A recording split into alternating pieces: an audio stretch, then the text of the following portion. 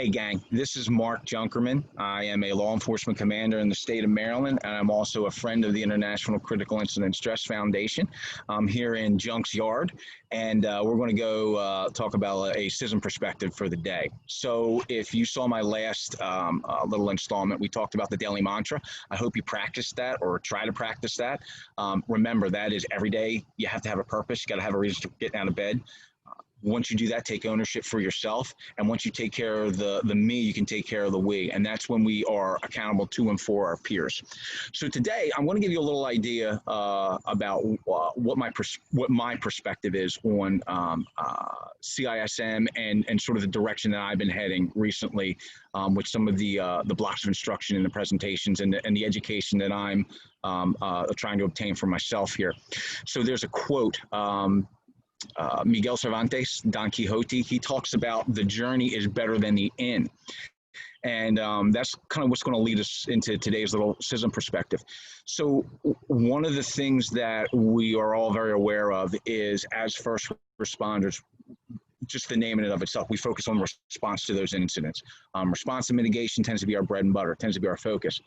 CISM and that whole sort of package is one of the few things that we really focus on in our world in terms of recovery, on that recovery. And so after the incident, that's when our work starts.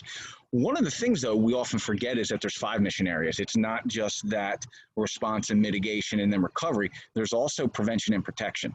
So a lot of what I have been focused on recently is talking more about that front end prevention and protection. And that goes in line to, frankly, a lot of what CISM is.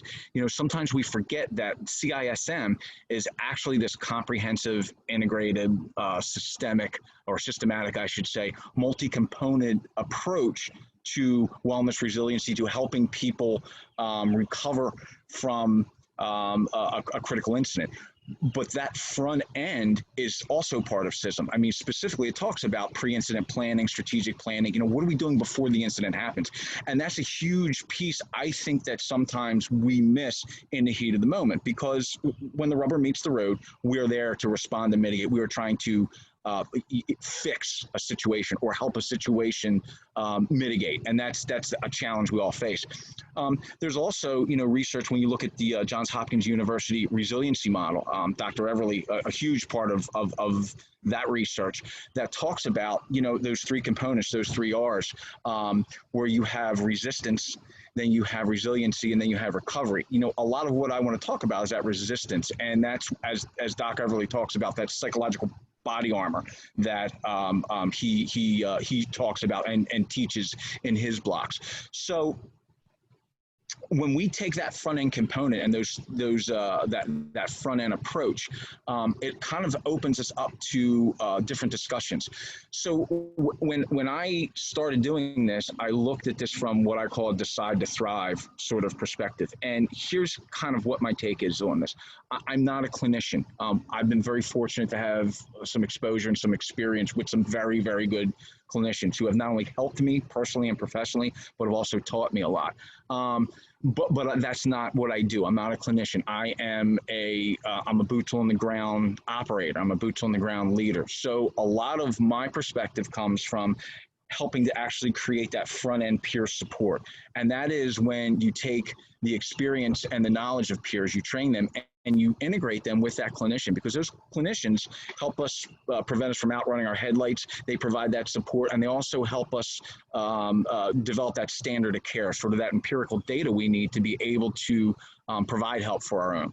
So if you can have that everyman approach that integrates with the clinicians, and then you can come at this from not only a clinical perspective, but from a leadership and a self-management perspective, I think we might be on to something. So in a nutshell, my whole approach to this, and things that I'm going to talk to you a lot of in my CISM perspectives, are about that front end inoculation, that pre-event. What are we doing well before bad things happen to make sure that either we that we're ready for that we, if we, for lack of a better term, the flu shot might not prevent the flu, but there's a really good chance it's going to reduce the likelihood we get it or the intensity that we get it.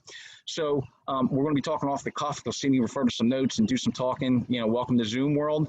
So hopefully we will we'll be able to move forward with some of these with some of these sessions, and you'll get something out of them. Last thing I'd like to say is I want to give thanks again to not only to all the docs that I've worked with, not just George, but Jeff Mitchell, Jeff, Victor Welzan.